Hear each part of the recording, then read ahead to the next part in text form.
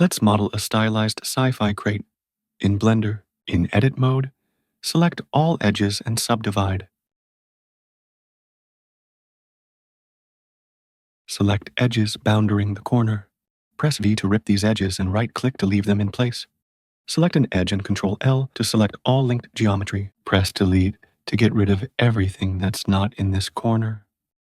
Apply a mirror modifier and activate the X, the Y, and the Z axis. Select all the corner edges and press B to bevel the selection.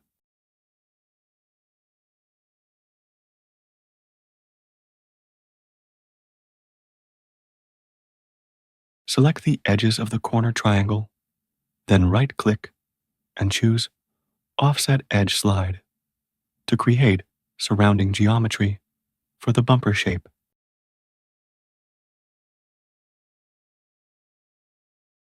Choose the flat face on the top and sides, then press I to inset the face.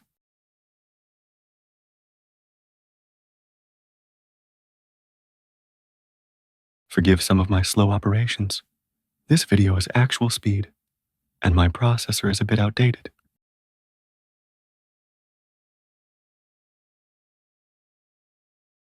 Select all the edges on one side and temporarily disable the mirror modifier so you can do another offset edge slide, this time activating the even option to keep the new edges in line with each other. Do the same thing for the other side, as well as the bottom edges. Make sure to use the same spacing value for each of these operations.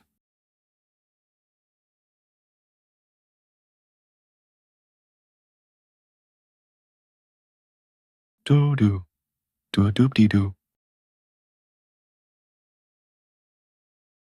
Do-woo-bee-boo.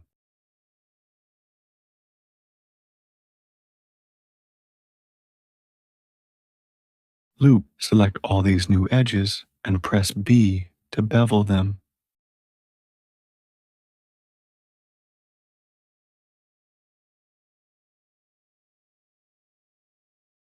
About yay much. Select the corner face, then press Ctrl and numpad plus to grow the selection. Press Ctrl and X to dissolve the faces to get the proper corner shape.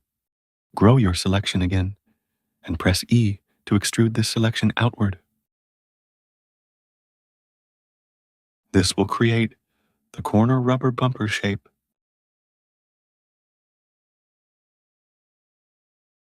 Select the corner face again and inset it. This time use the depth option to push the inset inward.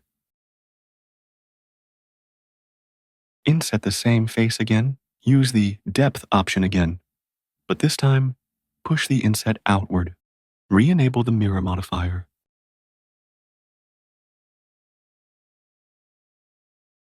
Select these faces and press Alt plus E to bring up the extrude options pop-up. Choose extrude along normals to push these faces inward, perpendicular to their normal.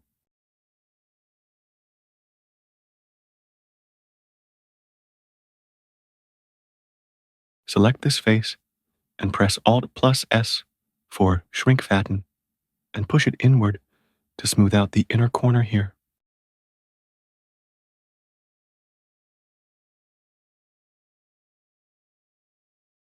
If you need or want to, select these edges and scale them along their individual origins to tighten up the corner. Shift plus right-click on the center area of this face to set your 3D cursor here.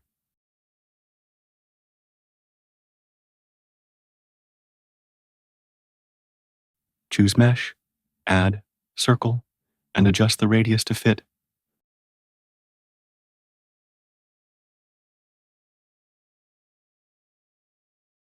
Extrude the circle, like so.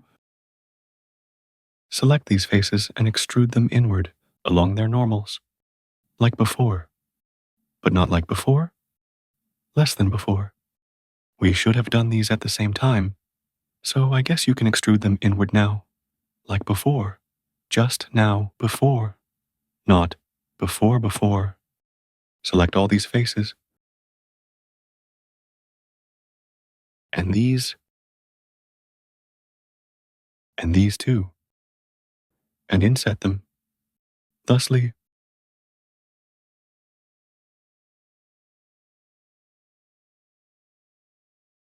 inset them again, slightly, with the depth option to push them inward. Select these edges and subdivide them to create an edge that connects their centers diagonally. Oh, do these too, I guess. Look carefully at the vertices being selected here, and press J to connect them. This will cut a line of edges through the geometry to connect the vertices in a straight path. You'll need to do one pair at a time, or wackiness will ensue.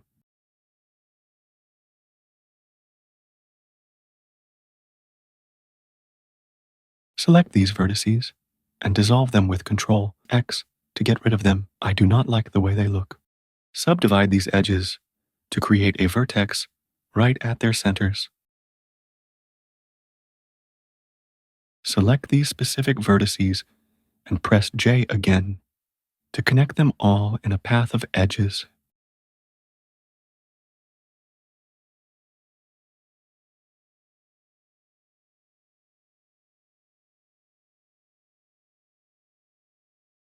Select the faces that create this chunky X shape, and these too, and extrude them outward. Select the faces on this side and inset them slightly with some depth. Not as much depth as they gave the new Predator in Badlands, but some depth nonetheless.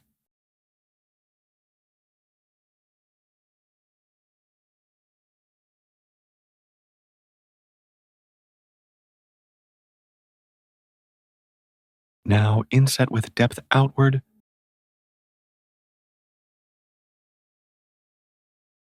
inset with no depth,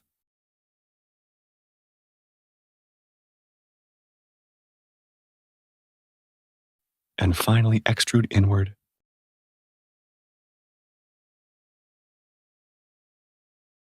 I don't like the size of this inset, so I'm scaling it in only the X and Y axis by pressing Shift plus Z for that restriction.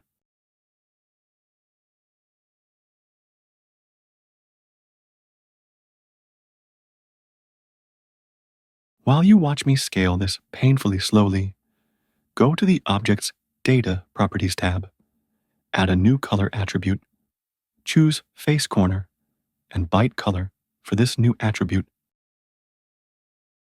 Select these faces. We are going to use this selection as a selection mask to add color to our object's vertices. Switch to Vertex Paint mode and activate the face mask icon next to the dropdown. Pick a color and choose Set Vertex Colors from the Paint menu. Go back into Edit mode, then press Ctrl plus I to invert the selection. Deselect the interfaces and then go back into Vertex Paint mode. Choose another color and set Vertex Colors again from the Paint menu. You can skip all these vertex color steps if you are planning to texture your model. But I am not, since this is a modeling tutorial, so I'm applying colors to dazzle you with my significant spectral skills. Voila!